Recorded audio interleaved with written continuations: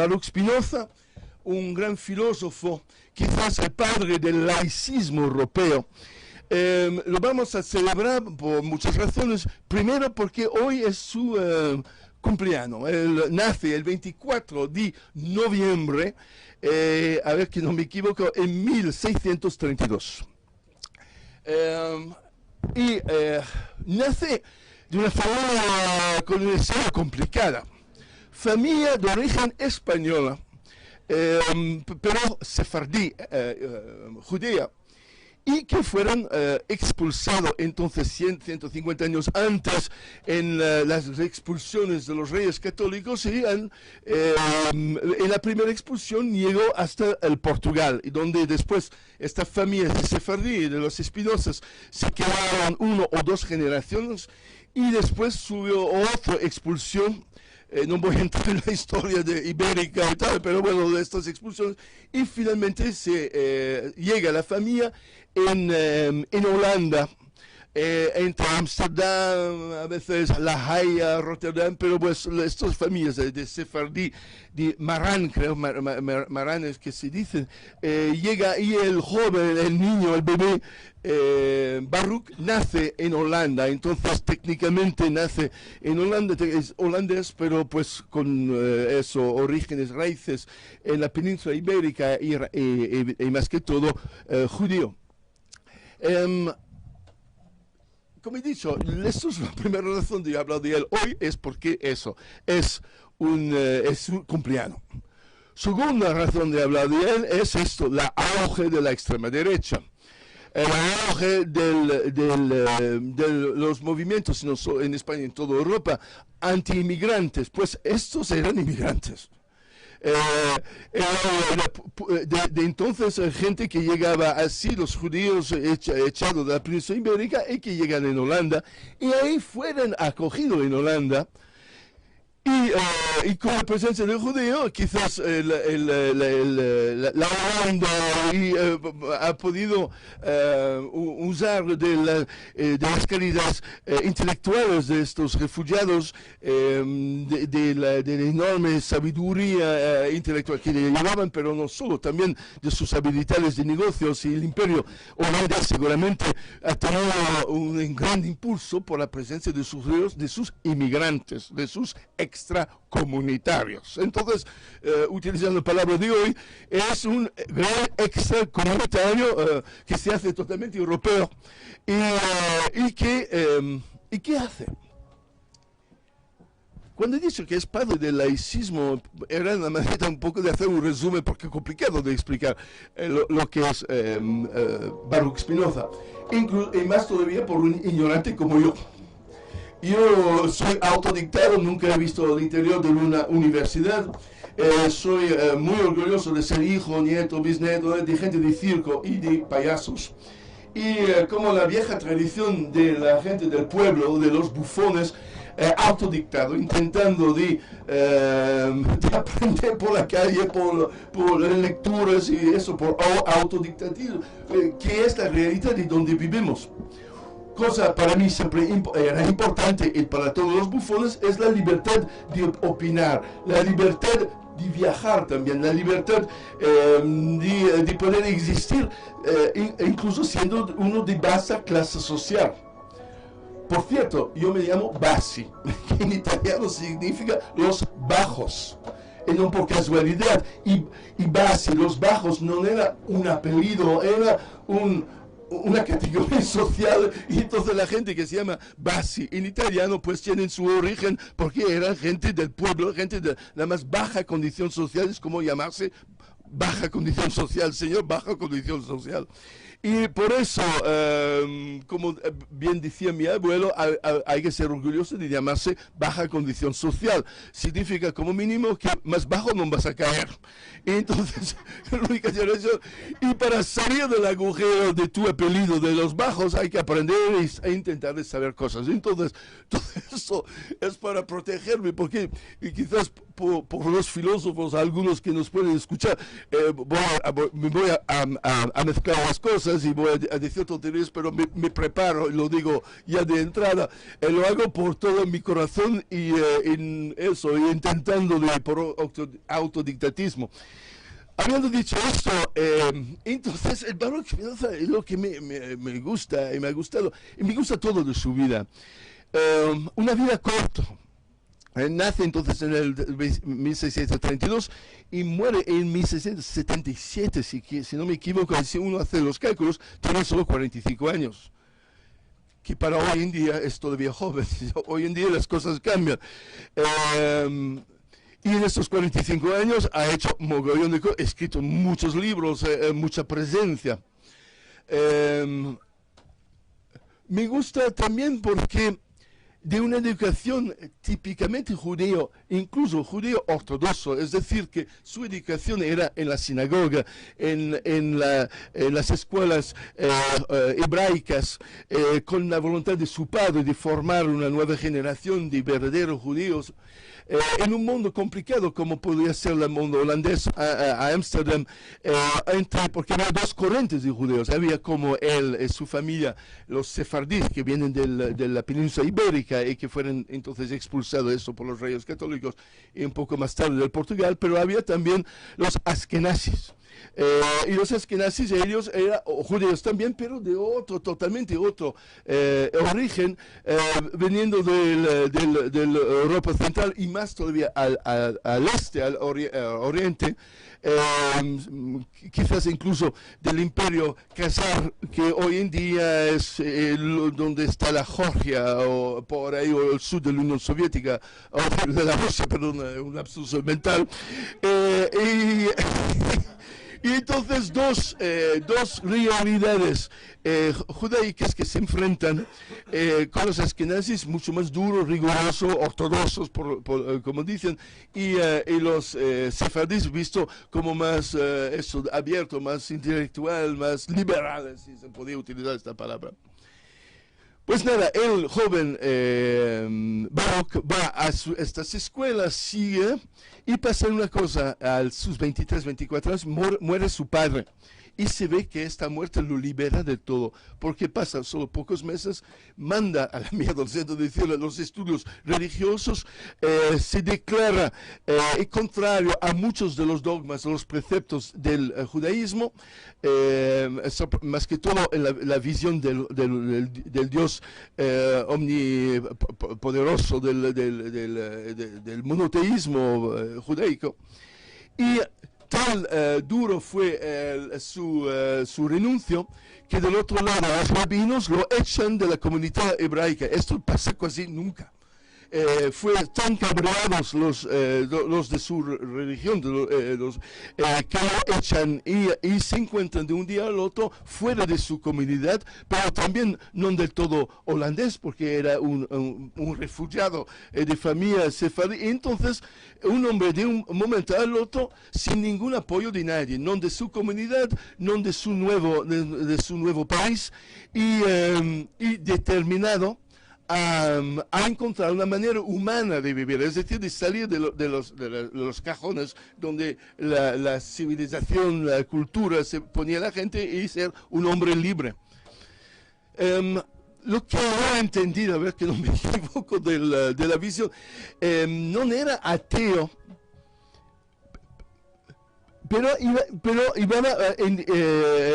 pero consideraba que existía un Dios, pero este Dios era el todo, la naturaleza, todo era Dios.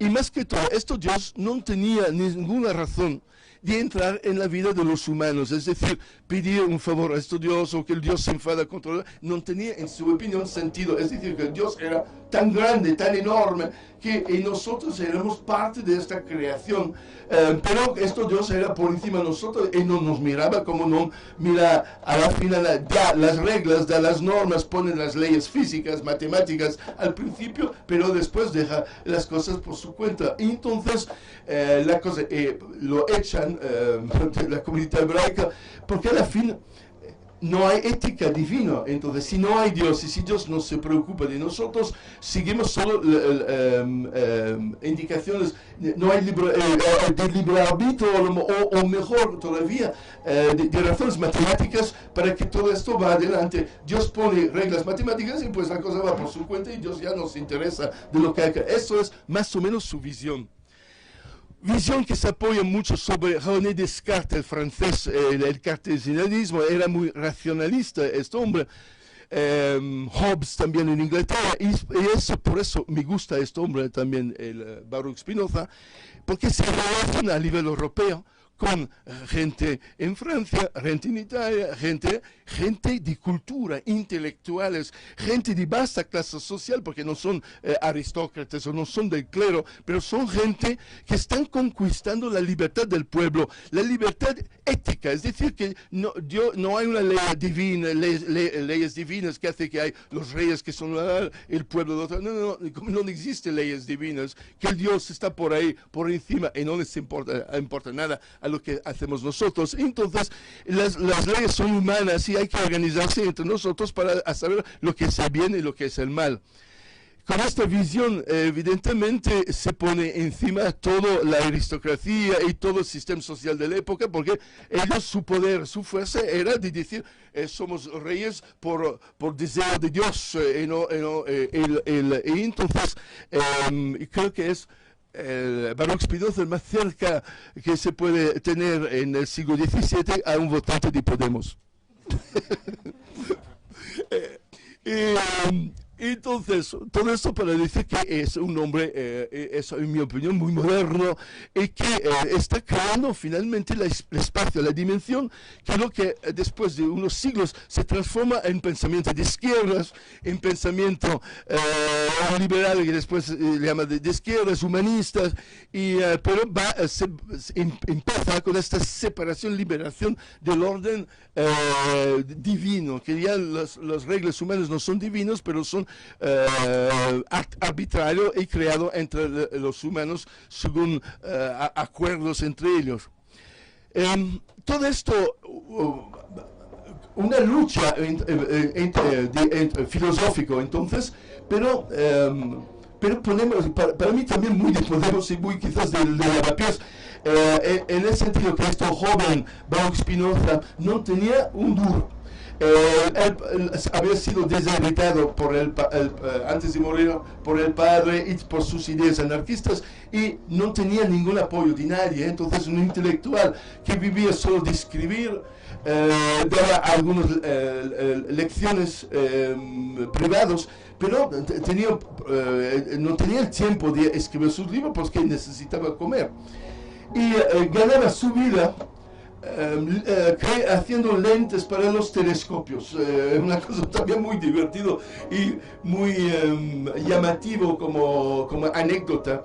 Este hombre que mira dentro del alma humana y dentro la realidad del universo, pues se gana su vida haciendo las lentes de los telescopios. Se hace muy amigo de esta manera del gran astrónomo holandés Huygens.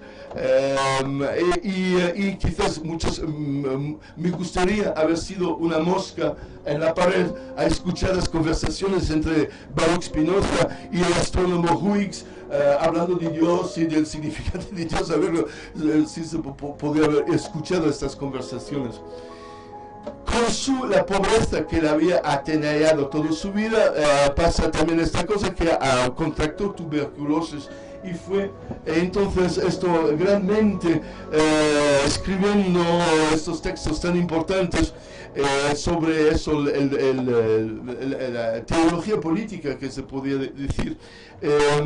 Ha vivido su vida en condiciones terribles, durísimas, es una salud súper frágil.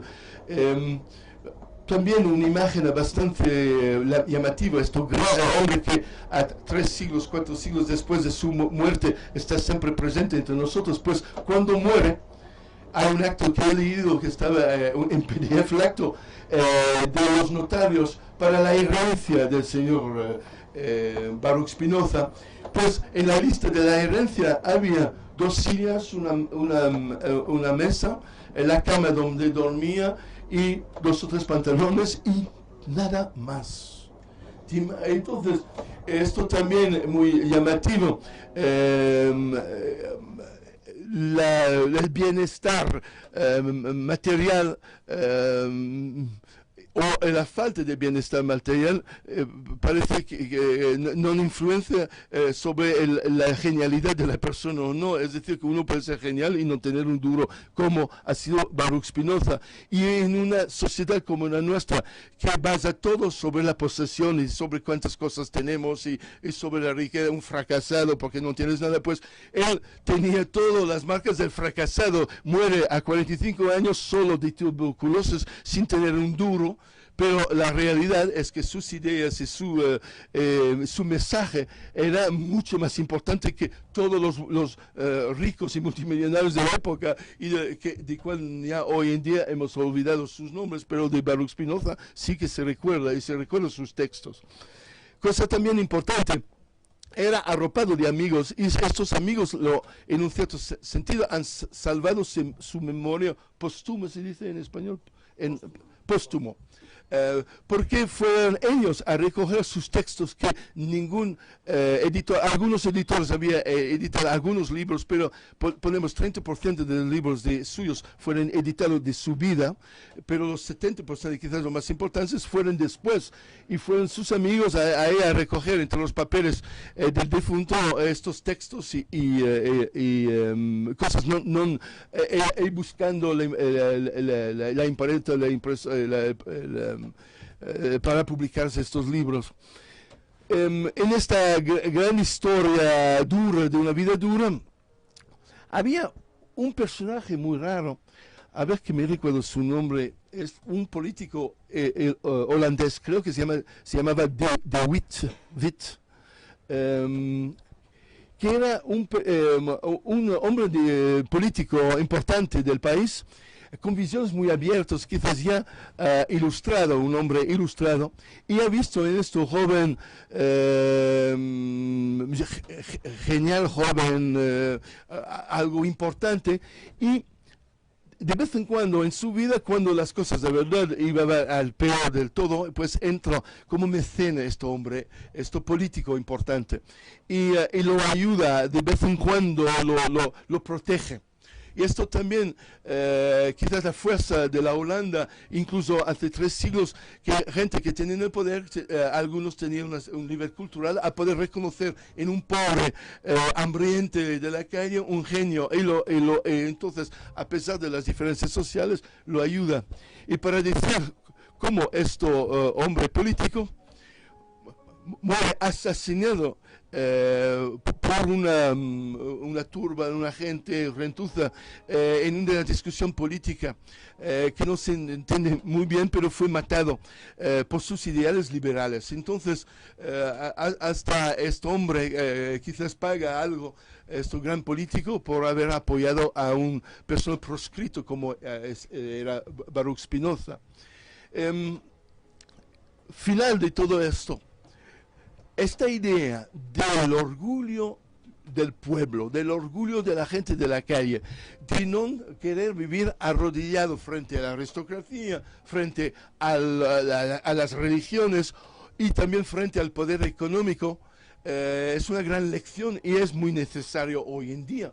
Yo veo demasiada gente muy isolado en su pequeño mundo, buscando un poco su estabilidad económica.